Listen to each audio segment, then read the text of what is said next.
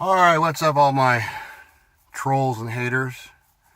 I wasn't going to do any more of these videos. God damn, my head is huge in the off season. Like a water buffalo.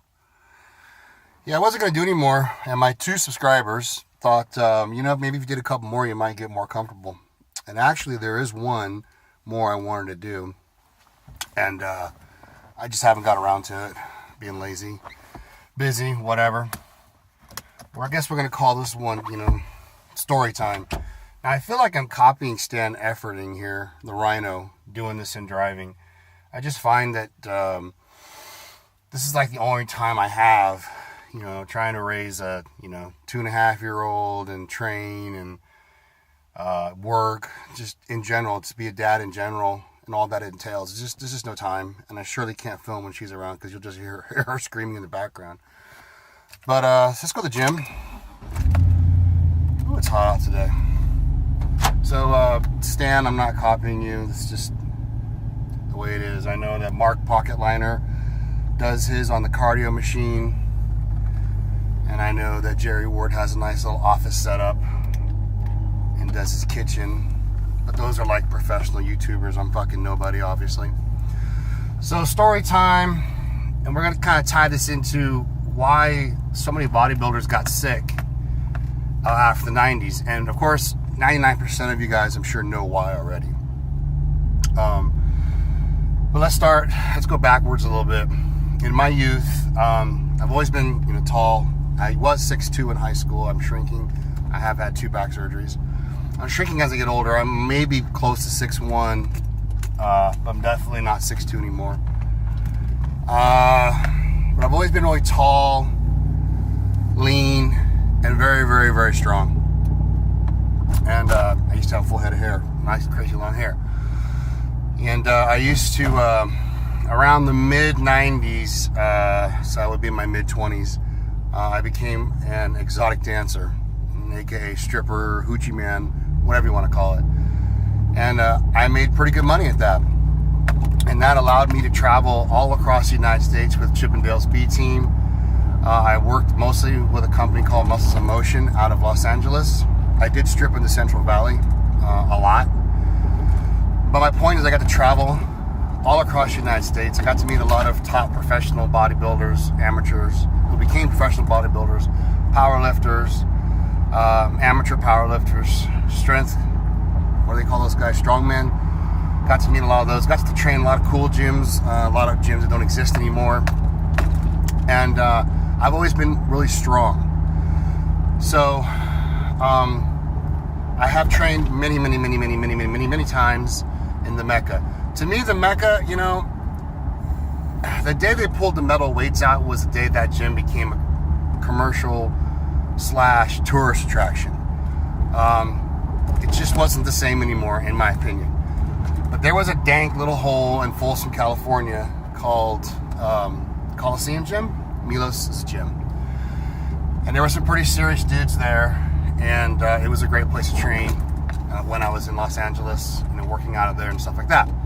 And my trainer at the time / coach, nutrition coach, introduced me to Milos, who also really furthered my education on insulin and some of the topics that we've already covered.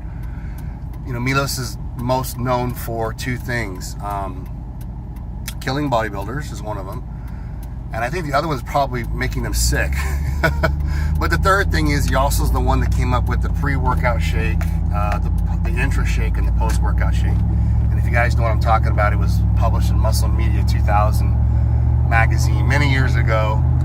It's still used today. It's the basis for pretty much all your intra and post-workout drinks. There was no pre-workout drinks back then in the typical sense that you're thinking of. They were just, branched chain, glutamine, etc., and insulin. Anyway, I'm really off topic here. So, training at a gym like that, and as strong as I was, now I'd never been a strong deadlifter, I'd never been a strong squatter. Okay, but this is the point of my story. So, I'm super strong, and a couple of guys take notice of this. And they just say, hey, come work out with us. You're a pretty strong guy. We could use a third guy. Well, let me preface this by saying that I do not drink drink coffee. Soda, yes, not coffee. I do not smoke. I do not drink any alcohol at all. I do not do any recreational type drugs, no street drugs, nothing like that. I have done pain meds, of course, because I've had several surgeries, and I have sleep apnea, and I have insomnia. So I do have quite a familiarity with the diazepam family for sleep aids. So having said that, even though I knew what the bodybuilders were doing back then, it never occurred to me the signs of what I was looking at or what I was looking for. And back then, bodybuilder pre-workout stack was cocaine and Vicodin. Which leads me back to the beginning of this was, well, why were so many bodybuilders, dying or getting sick in the 90s? Well, we didn't know back then that acetaminophen was destroying the kidneys. We just didn't know that. We didn't really care about high blood pressure.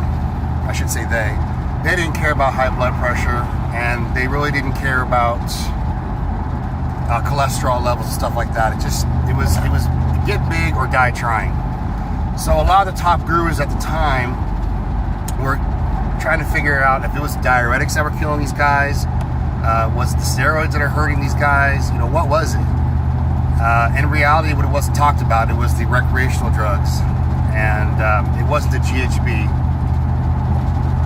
It wasn't the Nubane even, which I could do a whole rant on that shit. So anyway, here I am, the young man, training, and these guys are kicking the fuck out of me. I mean, I am getting my ass handed to me. These guys are training for 2-3 hours like it's nothing, moving heavy fucking weight like it's nothing, and I'm no fucking bitch, okay? And I'm like, God damn, I can't keep up with these motherfuckers. This is fucked. What's wrong with me? I'm not no pussy. And this went on for quite a long time before somebody finally pulled me aside. His name was Mike. And he said, bro, these guys are all coked out of their minds and they're popping Vicodins like candy. That's why you can't keep up with them. And I'm like, And of course, one of them was shooting Nubane like it was going out of style as well. So that's kind of my funny story on the 90s and what was kind of really going on and why these guys got sick. And it was quite an eye-opener. So when I confronted these fucking fools, they just laughed at me and said, well, we thought you knew. And I'm like, no, I didn't know. And so that was one of my funny stories from the 90s without dropping any names. You guys take care.